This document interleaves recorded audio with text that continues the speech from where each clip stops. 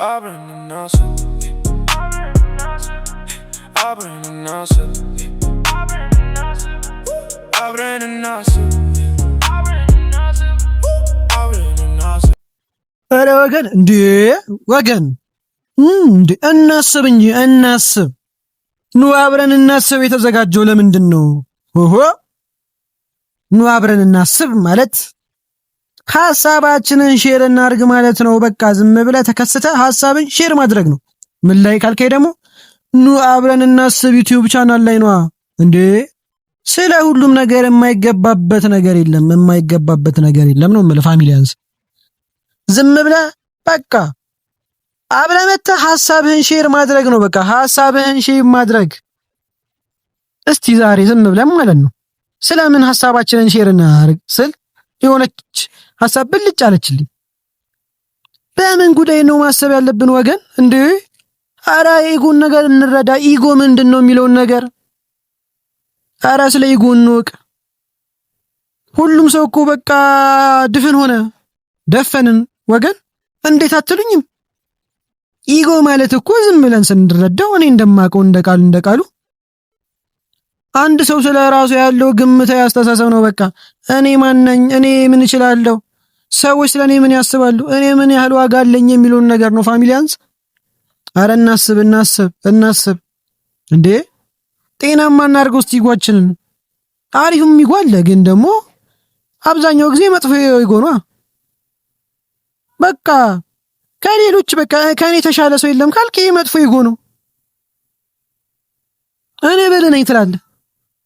ካንተ በላይ ብልህ ከመጣ በቃ ይከነክናል። የሆነ ነገር ተሳስተሃል ከተባልክ ይከነክናል። ይሄ ነው በቃ ኢጎ። ሌላኛው ደግሞ አንድ ኢጎ ግንኙነት ላይ ዝም ብለው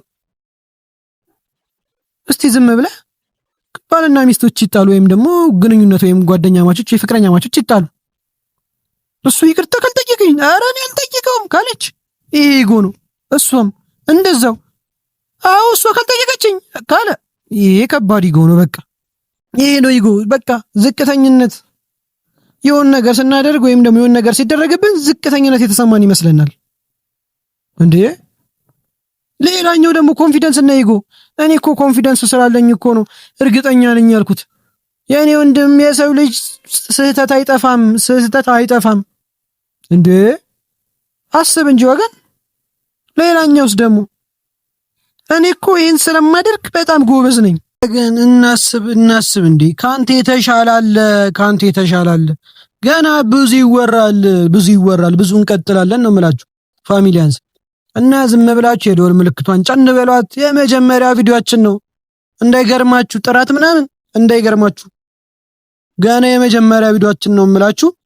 ቀጣይ ደግሞ ዝም ብለን ማለት ነው ስናስበው ኢጎን እስቲ ከሶሻል ሚዲያ ጋር ዝም ብለን እናገናኛት ማለት ነው። ያው አሁን ላይ ሶሻል ሚዲያ ነው ነገሩን የተቆጣጠረው ማለት እና ዝም ብለህ ስታስበው የሆነ ፎቶ ፖስት ይደረጋል። ያ ፎቶ ፖስት በቃ ላይክ ከተደረገ በቃ ተው ብዙ ሰው ይወድሃል ነው በቃ። ያ ሰውዬ እንደሱ ኢጎ ያለበት ሰው የለም። ተው ተሳስተሃል የኔ ወንድም።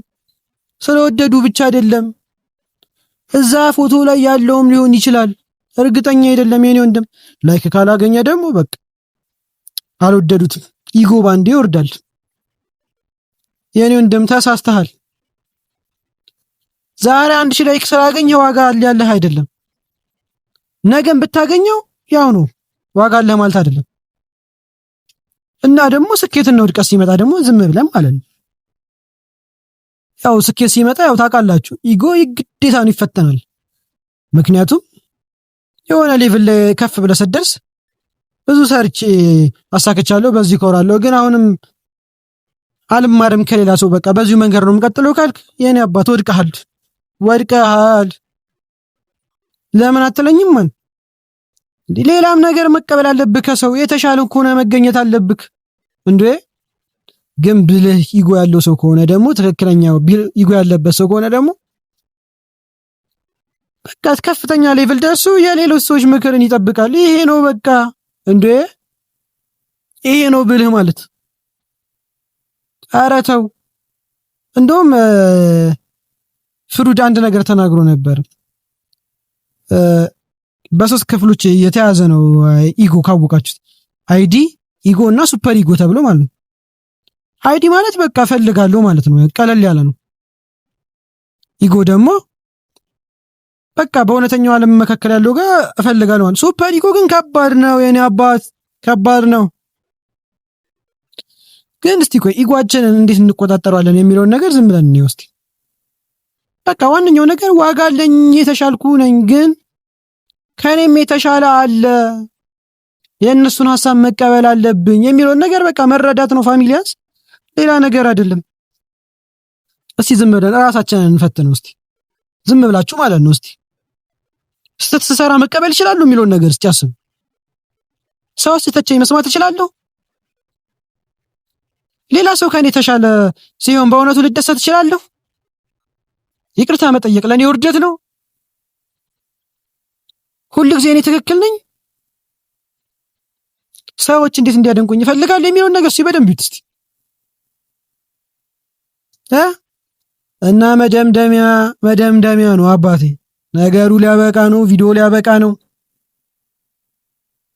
ዝም ብላችሁ በቃ ጤነኛ ኢጎ እንዲኖራችሁ ከፈለጋችሁ እኔ ዋጋ አለኝ ግን ፍጹም አይደለሁም፣ ስህተት ልሰራ እችላለሁ፣ ከሌሎች መማር እችላለሁ የሚለውን ነገር ነው በቃ መከተል ያለበት ፋሚሊያንስ። እቺን መንገድ ከያዛችሁ በቃ ማንም አይችላችሁም። የምሬን ነው፣ የስኬት ሚስጥር ናት።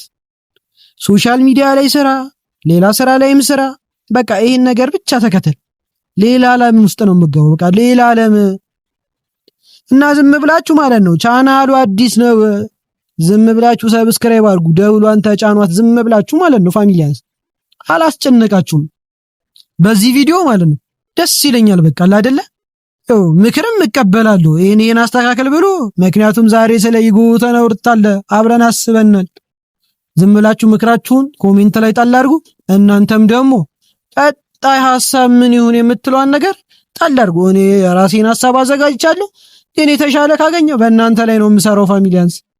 ዝም ብላችሁ ሐሳባችሁን ጣል እያደረጋችሁ ደወል ምልክቷን ጫን አድርጉ፣ ሼር አድርጉ።